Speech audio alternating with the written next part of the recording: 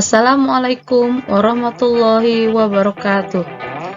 Jumpa lagi dengan saya Erdawati SPD dari guru SD Negeri 18 Dep 3 Tarutung, calon guru penggerak angkatan 4 dari Kabupaten Kerinci.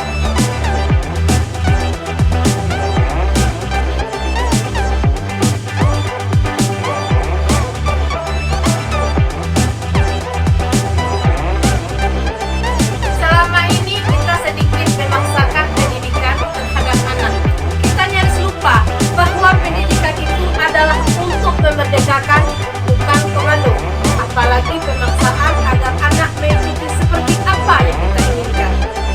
Ki Hajar Dewantara menganalogikan bahwa pendidikan adalah persemaian benih-benih kebudayaan. Pendidikan haruslah mampu membuat anak memiliki kebahagiaan dan kebijaksanaan. Pendidikan haruslah disesuaikan dengan kodrat alam dan kodrat zaman. Pendidikan haruslah mampu menghidupkan sendi-sendi pengetahuan.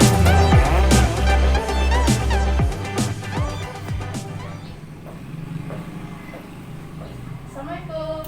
Salam. Ada apa, Bu? Kayak gini, Bu, saya mau minta izin dengan Ibu. Saya ada tugas guru penggerak, itu tentang budaya positif modul 1.4 tentang penerapan aksi nyatanya. Jadi saya itu mau minta izin ingin berbagi pengalaman dengan teman-teman guru di sini tentang budaya positif tersebut.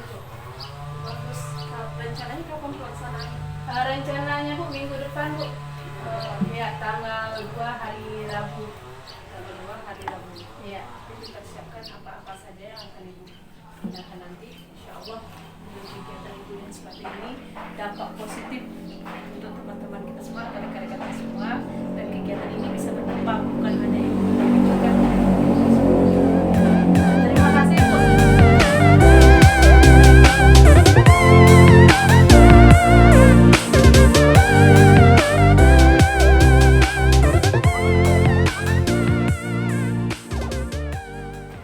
Assalamualaikum warahmatullahi wabarakatuh.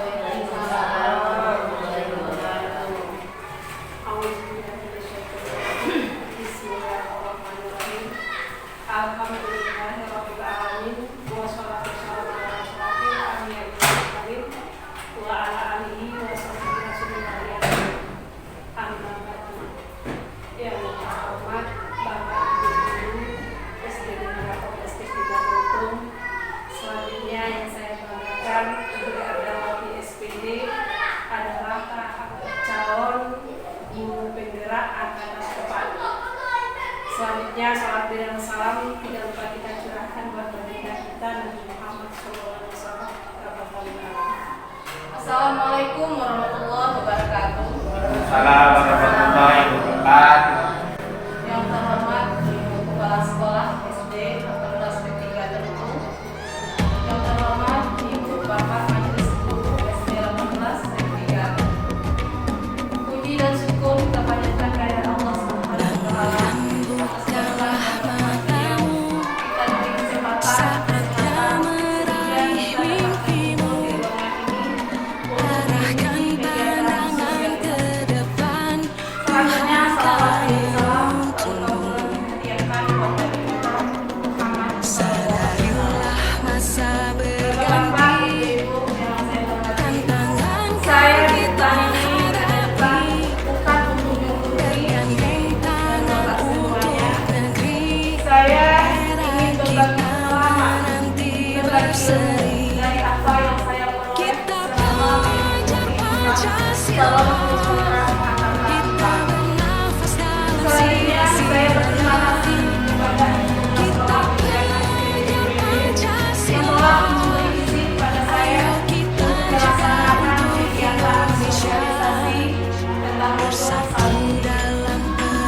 terutama modul 1.4. Terusnya saya juga berterima kasih kepada Ibu Bapak yang telah bersedia meluangkan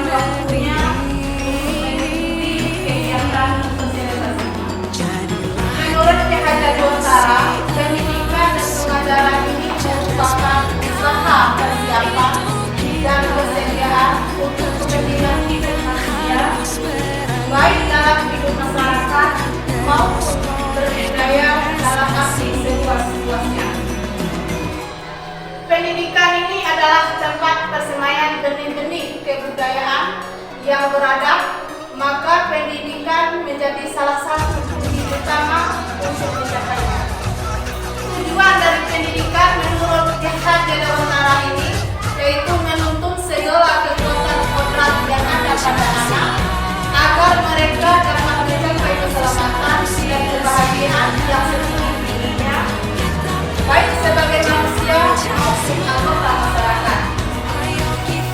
Bebas dari segala ikatan, dengan hati suci mendekati anak dan tidak meminta sesuatu tetapi menghamba pada anak. Menghamba pada anak ini bukan berarti kita menjadi Tuhan, tetapi kita di sini sebagai pembunuhan beberapa anak. K.H. Dewantara ini mengibaratkan peran pendidikan seperti orang petani atau tukang kebun. Anak-anak itu seperti biji tumbuhan yang disemai dan ditanam oleh Pak Petani dan atau tukang kebun di lahan yang telah disediakan. Kita pergi sekolah ini kita diibaratkan mau pergi ke sawah atau pergi ke ladang. Ini memainkan bibit.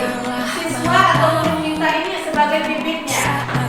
Kemudian sekolah kita ini adalah ladang atau sawah yang akan disemai. Di sini kita bisa lihat anak itu kita ibaratkan bulu-bulu jagung yang ditanam.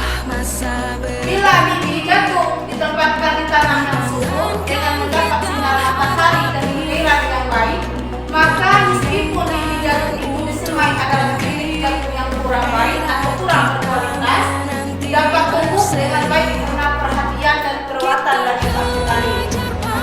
Seperti saya katakan tadi, kita ingin memainkan jagung. Bibit jagung yang kita beli itu bibit jagung yang tidak berkualitas, boleh dikatakan bibit jagung yang biasa saja. Tetapi dengan petani tadi, petani kita ibaratkan sebagai guru, kita beri pupuk bibit tersebut, kemudian mendapat sinar matahari yang cukup dan mengerat air yang cukup, maka walaupun bibit tersebut kurang berkualitas tadi, dia akan menjadi buah jagung yang berkualitas. Begitu juga sebaliknya. Walaupun kita membeli bibit jagung atau bibit padi, jagung atau macam dengan bibit yang berkualitas, berkhas yang berkhas, namun petani tersebut tidak mengurusnya dengan baik, maksudnya tidak diberi pupuk. Kemudian lagi bibit jagung tersebut tidak mendapat sinar matahari yang cukup, juga tidak dapat mengairi air yang cukup, maka bibit jagung tersebut tetap tumbuh, tetapi tidak optimal. Dalam proses menuntun ini, anak diberi kebebasan, namun pendidik sebagai pamuk. Anak lahir itu sebenarnya bukanlah seperti kertas yang kosong. Kita pernah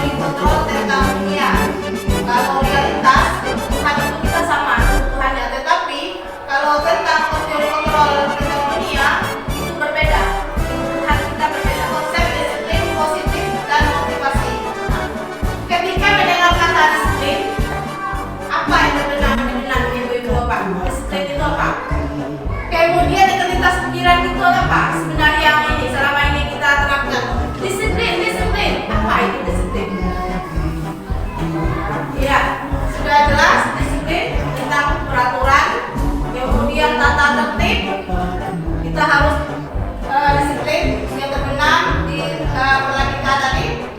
Kebanyakan orang akan menghubungkan kata disiplin dengan tata tertib, teratur, dan kepatuhan pada peraturan. Kata disiplin juga sering dihubungkan dengan hukuman, padahal itu sungguh berbeda. Karena belajar tentang disiplin positif tidak harus memberi hukuman. Justru itu adalah salah satu alternatif terakhir atau tidak perlu digunakan sama sekali. Karena selama ini kalau anak tidak disiplin yang melanggar hukum, hukumannya ini itu tidak boleh lagi menggunakan kata hukum. Karena kata hukum di sini akan membekas pada diri anak. Nanti timbul anak itu balas dendam. Memang disiplin tadi dikaitkan dengan hukuman untuk melancarkan kegiatan kita.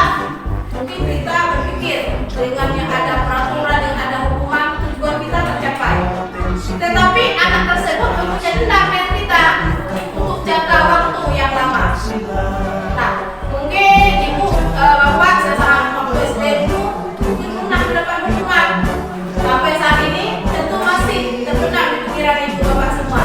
Hukuman apa yang pernah ibu dapat selama menjalani pendidikan dari SD, SMP, SMA.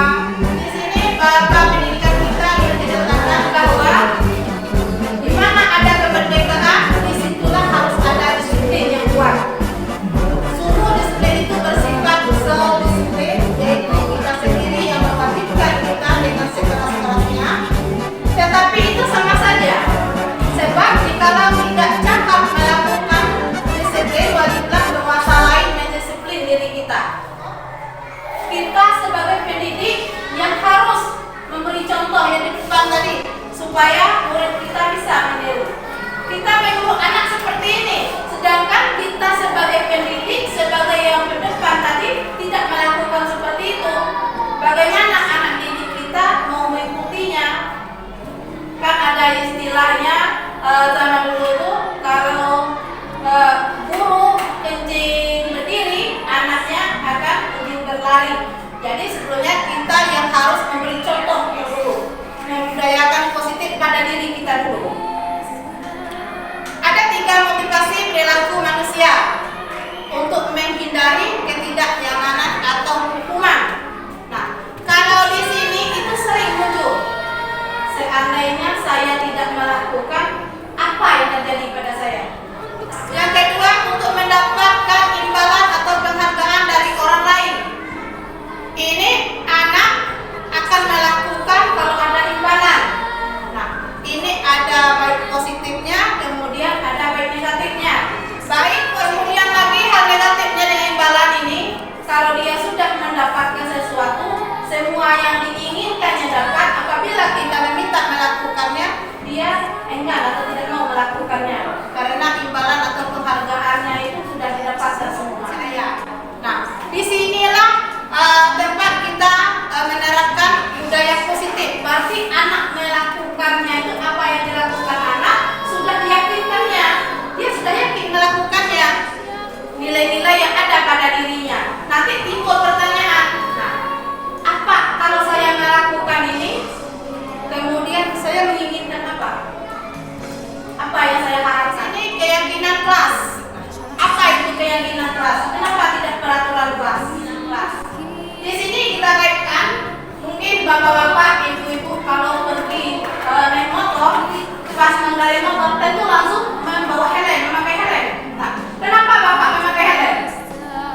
Untuk apa bapak memakai helm?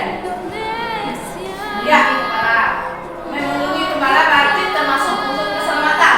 Nah, kemudian kita meminta ini kita selalu memakai masker. Nah, kenapa kita memakai masker? Begitu juga dengan yang memakai masker demi kesehatan. Tanpa diperintah orang, kita tahu ini untuk demi kesehatan kita.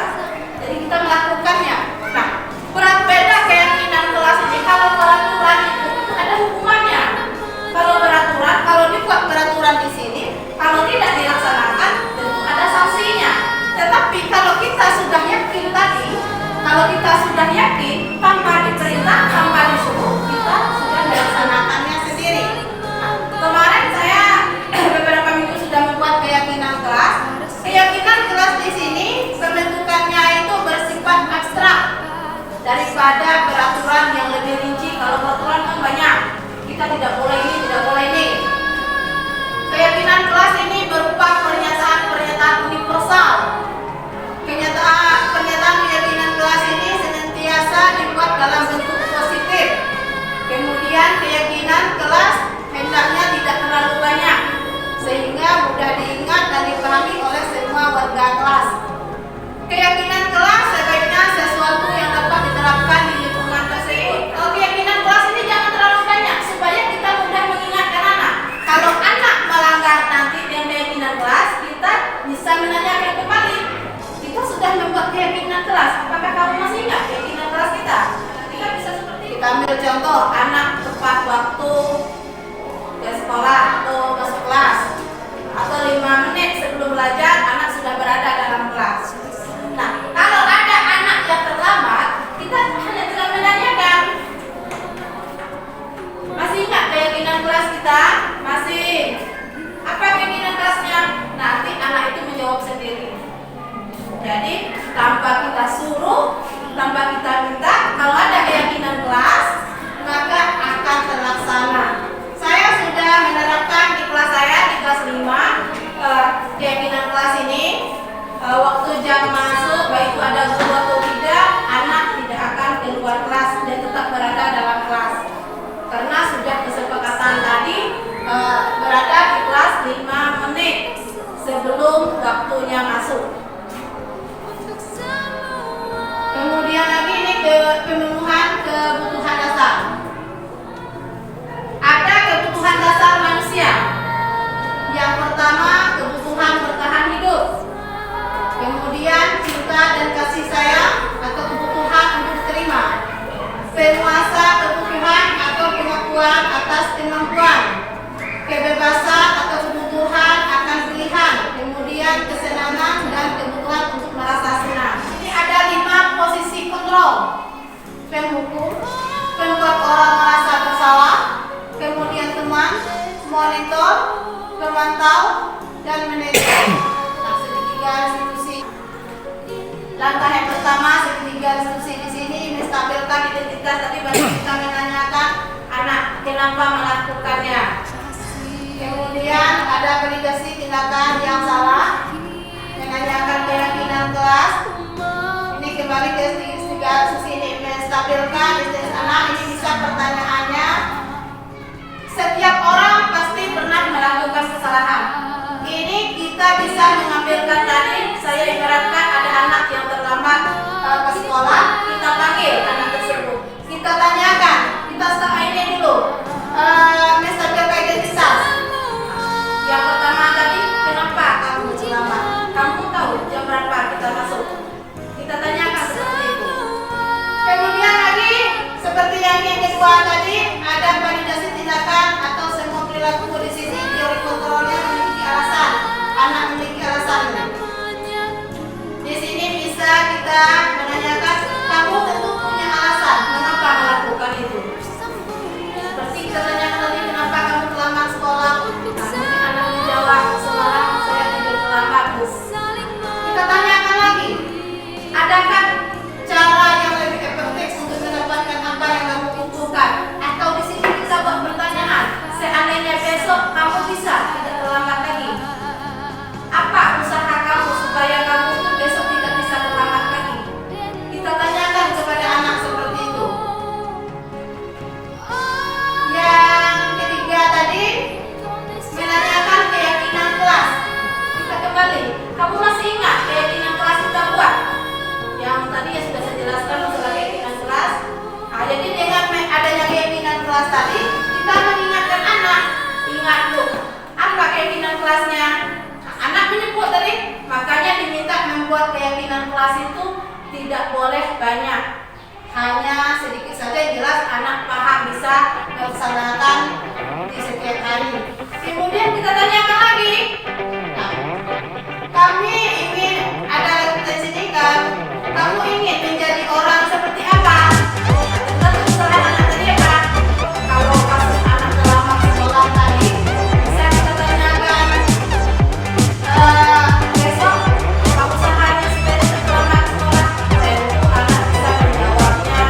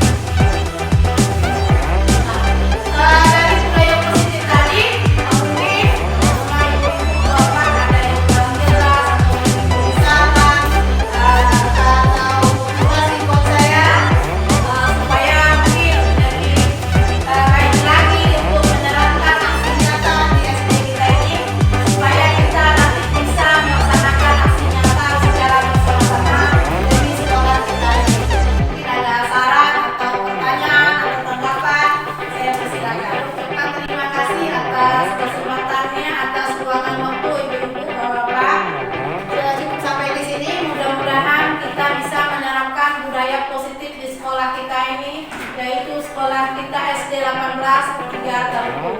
Mudah-mudahan dengan ada budaya positif ini, sekolah kita menjadi sekolah yang kita inginkan, sekolah yang memerdekakan anak.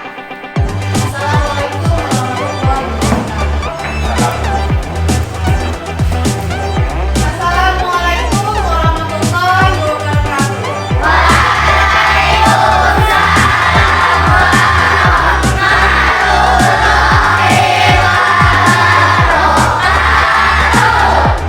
Bagaimana kabarnya? Sehat semua? Sehat.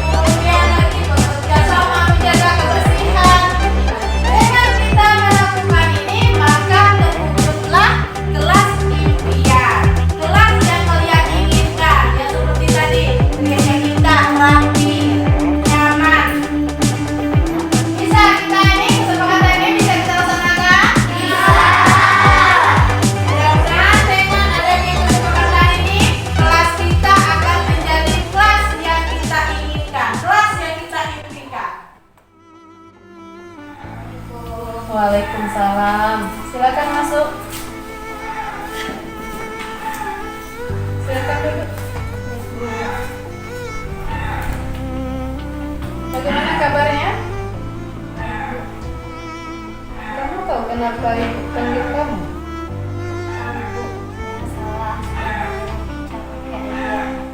Baik, tidak apa-apa. Setiap orang pasti pernah melakukan kesalahan. Dan bukan kamu satu-satunya orang yang pernah melakukan kesalahan. Kita bisa mencari solusinya bersama-sama. Tentu kamu punya alasan kenapa kamu melakukan itu. Saya ingin membuat surprise untuk Ica karena hari ini hari ulang tahunnya. Oh begitu. Jadi kamu menyerang Ica untuk membuat surprise di hari ulang tahunnya. Bagus itu. Kalau Ica disiram pakai air, bagus tidak? Tidak, Bu. Kira-kira ada solusinya atau tidak menyelesaikan masalah ini? Saya akan meminta maaf pada Ica dan tidak akan mengulanginya lagi. Kamu ingat tentang keyakinan kelas yang telah kita sepakati bersama? Ya, Bu, saling menghormati dan tidak membuli teman. Baik, Ibu hargai usaha kamu untuk memperbaiki diri. Dan sekarang silakan masuk kelas.